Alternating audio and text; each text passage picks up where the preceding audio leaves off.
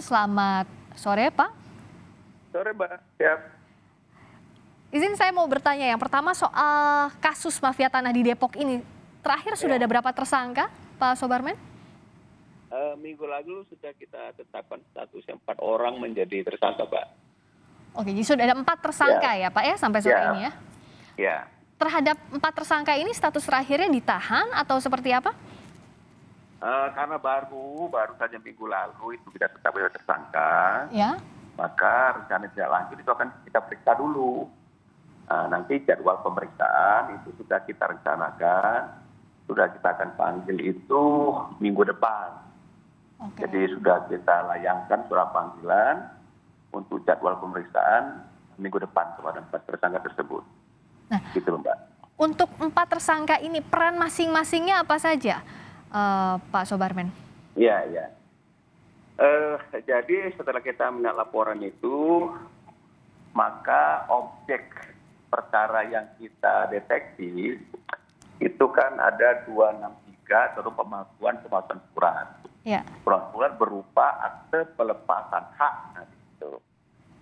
Jadi kita anggap di sana bahwa ada satu perbuatan dari keempat orang ini yang telah memalsu pelepasan hak, di mana si pemilik itu tidak pernah Oh. merasa menjual, tidak pernah melepaskan haknya, tiba-tiba kenapa tanahnya kok sudah beralih kepada pihak lain. Itu loh kira-kira, Mbak. Selain kasus ini di Sawangan Depok, apakah mereka juga terlibat di kasus-kasus mafia tanah serupa lainnya? Wah, kita enggak ini, Mbak ya. Jadi kita belum deteksi sampai di sana karena sementara ini kita hanya fokus untuk pelaporan kepada seseorang yang telah melaporkan di Barreskrim. Jadi kita belum memonitor apakah sejauh ini dari keempat ini juga pernah melakukan hal yang sama atau serupa pada kasus yang lain. Kalau untuk kalau untuk kasus Ya. ini, Pak, sejak kapan memang ya praktik mafia tanah yang melibatkan para tersangka, 4 tersangka ini mulai dilakukan atau terjadi? Kita mendasari dari laporan yang kita terima itu pada tahun 2020. Oke. Ada seseorang yang melaporkan ke Barreskrim Polri dengan sangkaan pada saat itu adalah 263 dan 266 ataupun adanya surat palsu ataupun memberikan keterangan palsu, di mana pelaporan orang tersebut didasari atas dia tidak pernah menjual tanah, dia tidak pernah mengalihkan tanahnya, kok tiba-tiba tanahnya sudah beralih pada pihak lain. Nah, konsepnya di situ saja, Pak. Fokusnya kita di sana. Sehingga kita mencari siapa-siapa saja ini yang melakukan perbuatan sehingga ada seseorang yang merasa dirugikan begitu. Kerugian yang dialami korban sampai berapa, Pak Sobarmen? Apa ada informasi? Ya, jadi tanah yang dilaporkan itu adalah kan seluas 2.900 meter. Oke. Jadi kalau 2.900 meter itu menurut daripada keterangan korban yaitu antara sampai 2 sampai 3 miliar. Wah, besar sekali kerugiannya ya. Dan baru diketahui karena tiba-tiba tidak memindah tangankan, tapi ada ini ya, kasus ini begitu ya, Pak ya? Tiba-tiba tanahnya sudah beralih kepada pihak lain. Nah, begitu. Nah, itulah yang kita temukan ternyata dalam proses pemindahan itu ada hal-hal yang menurut kita tidak sesuai dengan prosedur. Nah, siapa-siapa saja yang melakukan hal itu, itulah 4 orang itu yang sementara kita tetapkan sebagai tersangka. Sampai berpindah tangan, sampai sudah balik namakah bahkan sertifikatnya? Iya, sudah balik nama kepada pihak lain. Wah, ini yang dikhawatirkan, bahkan sertifikatnya pun sudah balik nama. Berarti kalau kita lihat 4 tersangka ini diantaranya adalah pejabat publik, ada kemungkinan pengembangan dari penyidikan ini pihak-pihak lain yang juga terlibat, Pak?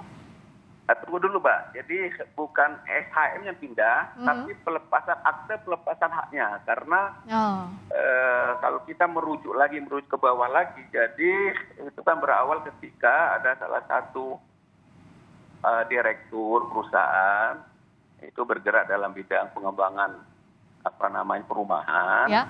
Nah, itu dia ingin meminta izin IMB kepada Pemkot Kota Depok. Nah, salah satu syarat untuk bisa keluar IMB itu maka dia harus menyiapkan lahan pasung berupa untuk makam di perumahan itu. Yo. Nah, kira-kira tanah makam itulah yang yang dia rekayasa seolah-olah milik daripada seseorang itu yang dipindahkan tangan itu. Baik.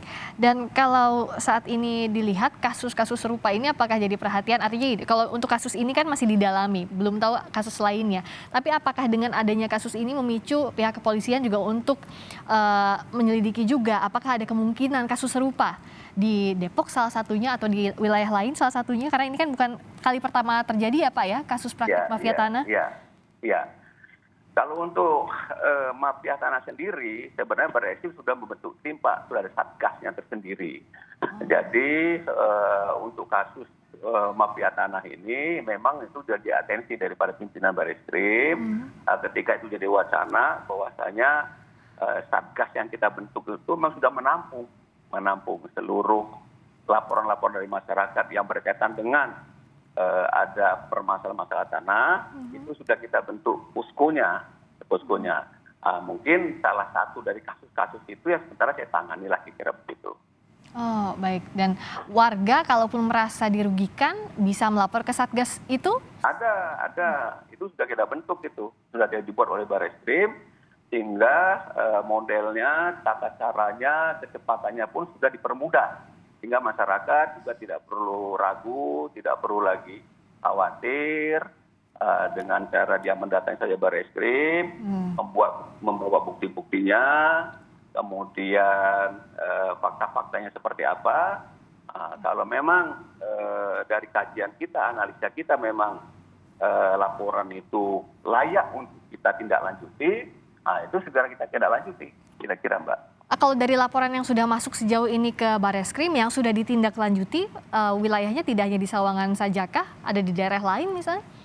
Di seluruh Indonesia Mbak. Di seluruh Indonesia. Jadi, bahkan ya? Di seluruh Indonesia itu kita sudah menampung banyak sekali laporan-laporan yang kita tampung. Tapi tentu kita analisis ya. Tidak semua laporan itu tentunya akan bisa kita tindak lanjuti. Karena itu harus kita kaji dulu. Ya. Apakah memang laporan-laporan ini secara legal yang memang kuat, secara bukti yang memang kuat, faktanya ada, baru nanti kita akan lakukan tindak lanjut, apakah penyelidikan, apakah mungkin penyidikan dan sebagainya, kira-kira begitu. Baik, semoga laporan yang kalau cukup buktinya bisa ditindaklanjuti dengan baik agar tidak ada korban lagi dari mafia tanah semacam ini. Terima kasih sekali lagi waktunya. Kombes Pol Sobarmen, Kasubdit 4 di Tipidum Barreskrim telah bergabung di Kompas Petang. Selamat sore.